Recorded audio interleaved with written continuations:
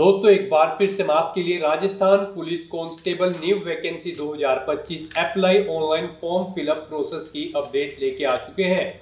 कैसे आप constable GD, constable band, constable telecommunication, constable driver की 9617 वैकेंसीज के लिए अपने फॉर्म अप्लाई कर सकते हो। कंप्लीट जानकारी आपको स्टेप बाय स्टेप इस वीडियो में दी जाएगी। ऑनलाइन आवेदन करते समय आपको कोई भी ऐसी गलती या फिर मिस्टेक नहीं करनी होगी जिसको करने से आपके एप्लीकेशन फॉर्म रिजेक्ट हो सकते हैं। जी हाँ दोस्तों, अंतिम समय में आपको कैसे अपना फॉर्म रिजेक्ट होने से बचाना है, पूरी जानकारी आपको इस वीडियो में दी जाएगी। फॉर्म अप्लाई करते समय आपको कुछ महत्वपूर्ण इंस्ट्रक्शंस का भी ध्यान रखना होगा, तभी आपके फॉर्म सक्सेसफुली सबमिट किए जाएंगे। और अप्लाई करते समय आपको फोटोग्राफ, सिग्नेचर, डॉक्यूमेंट्स कैसे और कितने केबी में अपलोड करने होंगे, रजिस्ट्रेशन से लेकर प्रिंट तक आपको कंप्लीट जानकारी इस वीडियो में दी जाएगी। तो आपको ये वीडियो शुरू से लेके एंड तक बिना स्किप किए हुए देखनी होगी। इस वीडियो को कंप्लीटली देखने पर ही आपके सभी सवाल और डाउट क्लियर होंगे। तो चलिए दोस्तों, बिना कोई वक्त गंवाए शुरू करते हैं राजस्थान पुलिस कांस्टेबल भर्ती 2025 ऑनलाइन फॉर्म फिलअप की पूरी जानकारी। फॉर्म भरने से पहले आपको हमारी वेबसाइट IND सरकारी नौकरी के इस पेज पर विजिट करना होगा, जिसका लिंक आपको नीचे description plus first comment box में मिल जाएगा। और हमारे इस पेज पर विजिट करके आप यहाँ से राजस्थान पुलिस कांस्टेबल का फॉर्म अप्लाई कर सकते हो। राजस्थान पुलिस डिपार्टमेंट पुलिस विभाग की ओर से constable GD, constable band, constable telecommunication, constable driver के लिए 9617 वैकेंसीज निकली है। जीडी के लिए 7618 पद है, बैंड के लिए 71 पद है, टेलीकॉम के लिए यहाँ पर 1479, ड्राइवर के लिए भी 459 वैकेंसीज निकली हुई है, जिसके लिए आप 17 मई तक अप्लाई कर सकते हो। लास्ट डेट आवेदन करने की 17 मई 2025 है। 5200 से 20,200 सैलरी प्रति माह के लिए 12वीं पास अप्लाई कर सकते हैं। एज लिमिट आप पोस्ट वाइज यहाँ से चेकआउट कर सकते हो। 600 और 400 रुपये रजिस्ट्रेशन शुल्क है। कंप्यूटर बेस्ड टेस्ट, फिजिकल के आधार पर सिलेक्शन होगा। फिजिकल की हाइट, चेस्ट, वेट की जानकारी आपको मेल फीमेल के लिए यहाँ पर दे दी गई है। ऑनलाइन आप अप्लाई कर सकते हो। राजस्थान जॉब लोकेशन है, ऑल इंडिया से ऑनलाइन कर सकते हो। sso.rajasthan.gov.in इसकी ऑफिशियल वेबसाइट है, जिससे आप ऑनलाइन अप्लाई कर सकते हो। इंपोर्टेंट लिंक सेक्शन के अंतर्गत ऑफिशियल नोटिफिकेशन PDF लिंक पर क्लिक करके आप इसकी PDF डाउनलोड कर सकते हो और कंप्लीट इंस्ट्रक्शन चेकआउट कर सकते हो। साथ ही साथ एलिजिबिलिटी क्राइटेरिया की डिटेल दे दी गई है, फिजिकल क्राइटेरिया और एग्जाम पैटर्न, सिलेबस की जानकारी और हाउ टू अप्लाई का भी आपको कंप्लीट प्रोसीजर इस PDF में दे दिया गया है। साथ ही साथ यहाँ पर आपको location wise vacancies, category wise vacancies की भी मेल फीमेल के लिए जानकारी दे दी गई है। तो अप्लाई करने से पहले आपको नोटिफिकेशन की PDF पूरा पढ़ना अनिवार्य है। इसको पूरा पढ़ने से ही आपके सभी सवाल और डाउट क्लियर होंगे। PDF रीड आउट करने के बाद में आपको अप्लाई ऑनलाइन लिंक पर क्लिक करना होगा, तो आपके सामने इसका ऑनलाइन आवेदन करने का ये ऑफिशियल पोर्टल ओपन हो जाएगा। गाइस, जिसके थ्रू आप इस भर्ती के लिए अप्लाई कर सकते हो। यहाँ पर रजिस्ट्रेशन करने की आपको जरूरत नहीं है, क्योंकि यहाँ पर केवल वही कैंडिडेट अप्लाई कर सकते हैं जिन्होंने Rajasthan CET common eligibility test senior secondary level 2024 में यहाँ पर सफलतापूर्वक अपना एग्जाम पास आउट कर लिया है। तो यहाँ पर जब आपने इस एग्जाम के लिए अप्लाई किया होगा तो आपने अपना वन टाइम रजिस्ट्रेशन भी किया हुआ होगा। तो यहाँ पर आपको रजिस्ट्रेशन की जरूरत नहीं है, बस यहाँ पर आपको लॉगिन करना है। उसके लिए आपको अपनी डिजिटल आइडेंटिटी SSO ID या फिर यूजर नेम यहाँ पर एंटर करना है। उसके बाद आपको अपना पासवर्ड यहाँ पर एंटर करना है। ये कैप्चा कोड आपको यहाँ पर एंटर करना है और गाइस फिर आपको लॉगिन के ऑप्शन पर क्लिक करके अपने डैशबोर्ड में लॉगिन कर लेना है। लॉगिन करने के बाद आपका डैशबोर्ड कुछ इस तरह से शो होगा। यहाँ पर राजस्थान पुलिस के लिए अप्लाई करने के लिए आपको 2 ऑप्शन दिए गए हैं, पुलिस कांस्टेबल रिक्रूटमेंट 2025 राजकोप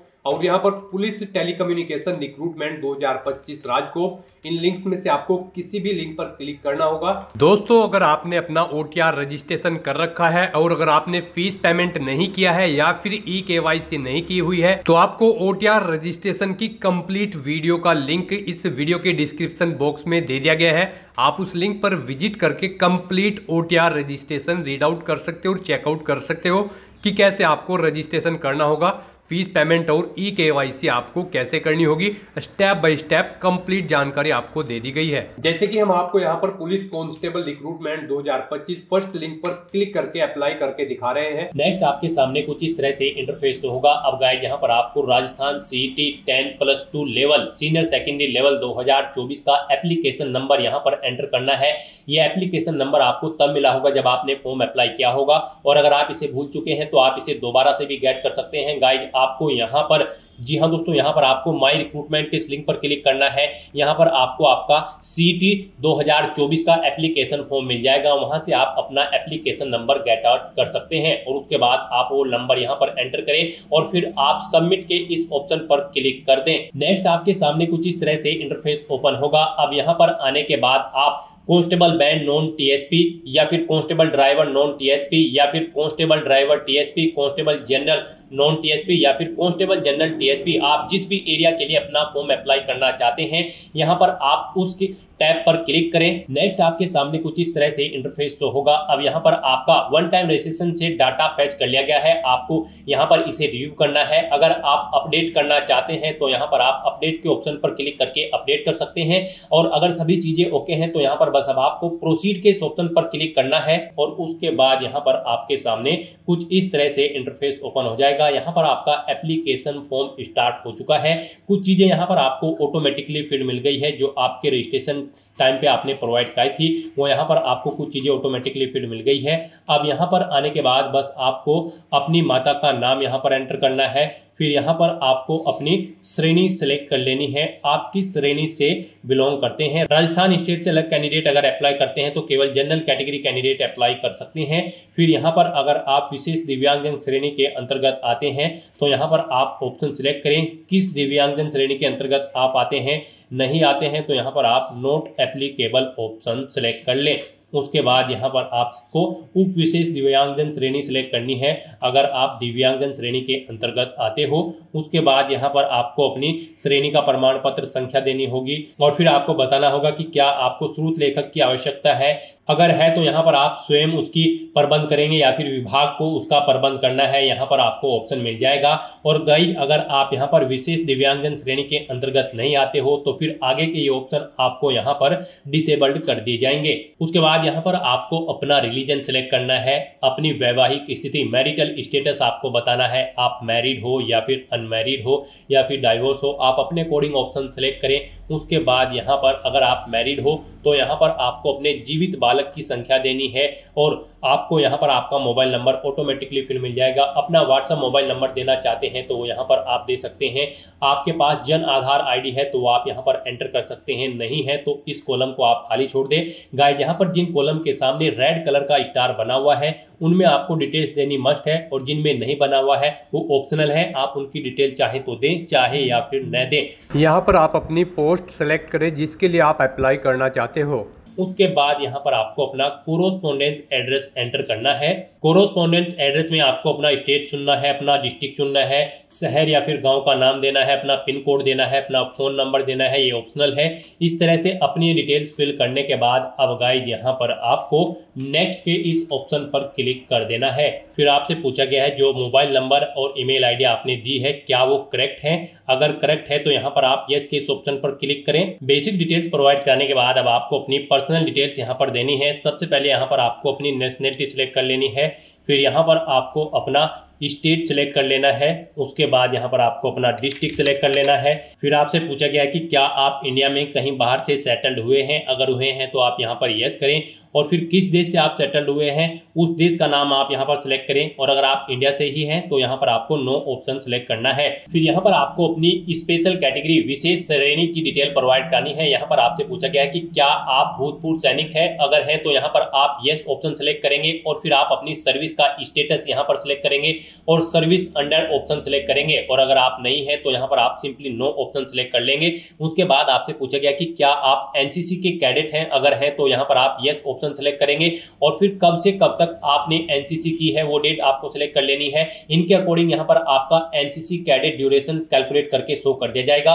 और फिर आपको यहाँ पर अपना एनसीसी सर्टिफिकेट नंबर सेलेक्ट कर लेना है, A, B या फिर C। और अगर आपके पास एनसीसी नहीं थी, आप एनसीसी कैडेट नहीं थे तो यहाँ पर आपको नो ऑप्शन सिलेक्ट करना होगा। फिर यहाँ पर आपसे पूछा गया कि क्या आप पूर्व में गृह रक्षा स्वयं सेवक रहे हैं। यहाँ पर अगर रहे हैं तो आप यस ऑप्शन सेलेक्ट करेंगे, कब से कब तक रहे हैं वो डेट आप यहाँ पर सिलेक्ट करेंगे और फिर यहाँ पर आप अपना बेल्ट नंबर देंगे और अगर नहीं रहे हैं तो यहाँ पर आपको नो ऑप्शन सेलेक्ट करना होगा। आगे की डिटेल आपको डिसेबल्ड कर दी जाएगी, फिर आपको आगे की डिटेल प्रोवाइड नहीं करानी है। उसके बाद यहाँ पर आपसे पूछा है कि क्या आप मौजूदा राज्य सरकार के कर्मचारी हैं। अगर हैं तो यहाँ पर आप यस ऑप्शन सेलेक्ट करेंगे और फिर उसकी डिटेल देंगे जैसे कि डेजिग्नेशन नेम और क्या आपके पास एनओसी नंबर है। और अगर नहीं है आप यहाँ पर मौजूदा राज्य सरकार के कर्मचारी तो फिर आपको नो ऑप्शन सिलेक्ट करना होगा, आगे के ऑप्शन आपके डिसेबल्ड कर दिए जाएंगे। फिर यहाँ पर आपसे पूछा गया है कि क्या आपके पास यहाँ पर पुलिस से संबंधित विषयों में डिग्री या फिर डिप्लोमा है। अगर है तो आप यस करेंगे और फिर उसकी डिटेल देंगे, नहीं है तो यहाँ पर आप नो ऑप्शन सिलेक्ट कर लेंगे। फिर आपको अपनी एडिशनल कैटेगरी की डिटेल देनी है, यहाँ पर आप इस चेकबॉक्स को ओके करेंगे। आपसे पूछा गया है फिर उसके बाद क्या आपके खिलाफ कभी कोई प्राथमिकी दर्ज की गई है यानी कि कोई एफआईआर हुई है। अगर हुई है तो यहाँ पर आप सिलेक्ट करेंगे और उसकी डिटेल देंगे, नहीं हुई है तो यहाँ पर आप नो ऑप्शन सिलेक्ट कर लेंगे और उसके बाद गाइस यहाँ पर आपको नेक्स्ट के इस ऑप्शन पर क्लिक कर देना है। नेक्स्ट यहाँ पर आपको अपनी एजुकेशनल क्वालिफिकेशन की डिटेल प्रोवाइड करनी है। सबसे पहले यहाँ पर आपको इस चेकबॉक्स को ओके करना है, उसके बाद यहाँ पर आपको अपनी 10वीं और 12वीं क्लास की डिटेल देनी है। गाइस यहाँ पर इस भर्ती में पार्टिसिपेट करने के लिए आपका 12वीं क्लास पास आउट होना जरूरी है किसी वेल रिकॉग्नाइज्ड बोर्ड से, प्लस यहाँ पर आपका राजस्थान सीटी 10+2 लेवल एग्जाम भी पास आउट होना जरूरी है, तभी आप अप्लाई कर पाओगे। और कांस्टेबल ड्राइवर पद के लिए यहाँ पर आपके पास लाइट मोटर व्हीकल या फिर heavy motor vehicle driving licence भी होना जरूरी है। तो यहाँ पर अब आपको अपनी एजुकेशनल क्वालिफिकेशन की डिटेल देनी है। इसमें सबसे पहले आपको अपनी 10वीं क्लास की डिटेल देनी है। यहाँ पर आप अपने सब्जेक्ट का ग्रुप बताएं, आपके पास 10वीं में यहाँ पर आर्ट, कॉमर्स, साइंस या फिर कौन कौन से सब्जेक्ट थे वो आप एंटर करें। बोर्ड या यूनिवर्सिटी का नाम दें यहाँ पर, उसके बाद आप अपना 10वीं का रोल नंबर दें। फिर परीक्षा का परिणाम यहाँ पर आप सेलेक्ट करें, परसेंटेज में था, ग्रेड में था या फिर सीजीपीए में। पासिंग ईयर यहाँ पर आप सेलेक्ट करें, फिर अपनी परसेंटेज यहाँ पर आप मेंशन कर दे 10वीं की। उसके बाद ऐसे ही यहाँ पर आपको अपनी 12वीं क्लास की डिटेल देनी है। यहाँ पर भी आपको अपने सब्जेक्ट ग्रुप बताना है, आर्ट, कॉमर्स या फिर साइंस। उसके बाद यहाँ पर आपको अपने बोर्ड का नाम देना है जिससे आपने अपनी 12वीं क्लास पास आउट की है, अपना 12वीं का रोल नंबर एंटर करना है, परीक्षा का परिणाम, आपका परसेंटेज सीजीपीए या फिर ग्रेड में है वो आपको सिलेक्ट करना है, पासिंग ईयर यहाँ पर आपको सिलेक्ट कर लेना है और अपनी परसेंटेज यहाँ पर आपको एंटर कर देनी है।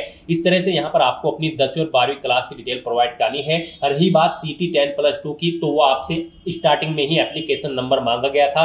यहाँ पर वही कैंडिडेट केवल अप्लाई कर सकते हैं जिन्होंने सीटी 10+2 लेवल की जो कॉमन एलिजिबिलिटी टेस्ट है उसे पास आउट किया हुआ है। तो यहाँ पर अब आपको अपनी क्वालिफिकेशन की डिटेल प्रोवाइड कराने के बाद फिर आपको नेक्स्ट के इस ऑप्शन पर क्लिक कर देना है। नेक्स्ट यहाँ पर आपको अपना फोटो और सिग्नेचर अपलोड करने हैं। गाइस यहाँ पर आपका जो फोटो होगा वो 50 KB से 100 KB के बीच में होना चाहिए, जेपीजी या फिर जेपीईजी फॉर्मेट में होना चाहिए और सिग्नेचर आपके 20 KB से 50 KB के बीच में होने चाहिए, जेपीजी या फिर जेपीईजी फॉर्मेट में होने चाहिए। तो यहाँ पर आपको चूज फाइल बटन पर क्लिक करना है, फाइल को सिलेक्ट कर लेना है और 1 बाय 1 करके अपना फोटो और सिग्नेचर यहाँ पर अपलोड कर देने हैं। उसके बाद यहाँ पर आपकी बॉडी पर कोई कट या तिल का निशान है तो उस जगह का नाम यहाँ पर आपको एंटर करना है, अगर नहीं है तो यहाँ पर आपको नो मार्क एंटर कर देना है और उसके बाद गाइस यहाँ पर आपको नेक्स्ट के इस ऑप्शन पर क्लिक करना है। नेक्स्ट आपके सामने कुछ इस तरह से इंटरफेस ओपन होगा, आपको आपके एप्लीकेशन फॉर्म का पूरा प्रीव्यू यहाँ पर शो कर दिया गया है। आपको सभी डिटेल्स केयरफुली चेकआउट करनी है, पेज को नीचे स्क्रॉल डाउन करना है,